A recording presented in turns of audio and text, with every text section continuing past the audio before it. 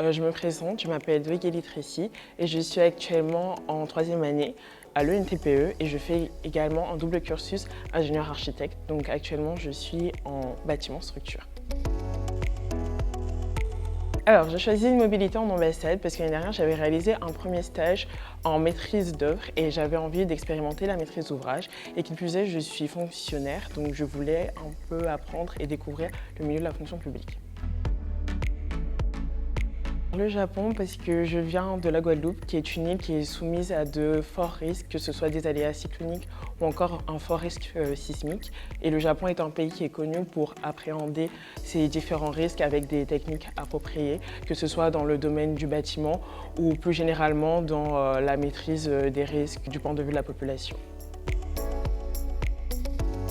Donc on va avoir des missions qui vont s'approcher de tout ce qui est bilan carbone à calculer et trouver des solutions pour diminuer l'impact énergétique de l'ambassade et également réaliser des projets pour sensibiliser les personnes qui travaillent dans cet environnement à toutes les questions de sobriété énergétique. Et la deuxième partie va être une partie beaucoup plus pratique. On a eu pas mal de rénovation thermique, qui a été un sujet que j'ai beaucoup abordé l'année précédente, mais on va aussi avoir de l'optimisation d'espace, que ce soit le stockage ou encore pour la répartition des agents de manière plus générale. Il faut savoir qu'au Japon, l'ambassade à proprement parler est constituée de 7 sites différents. Donc on va avoir l'ambassade même, où il y aura le consulat général à Tokyo avec la résidence de l'ambassadeur. Mais on va aussi compter dans cette structure donc, tous les instituts français et les autres villas et résidences dans d'autres villes du Japon, que ce soit à Kyoto ou encore à Nikko.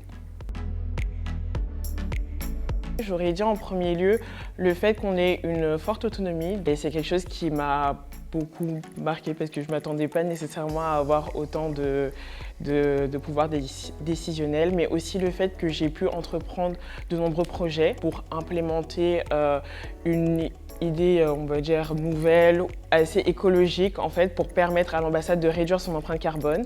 Et au-delà de ça, toutes les missions qui étaient autour de ma majeure m'ont permis d'appliquer directement les connaissances que j'avais pu accumuler au cours de l'année, donc c'était assez intéressant quand même. Alors, quelques conseils, j'aurais dit à mes chers camarades de ne pas avoir peur parce qu'il y a beaucoup de connaissances qu'on n'a pas de prime abord mais qu'on va apprendre.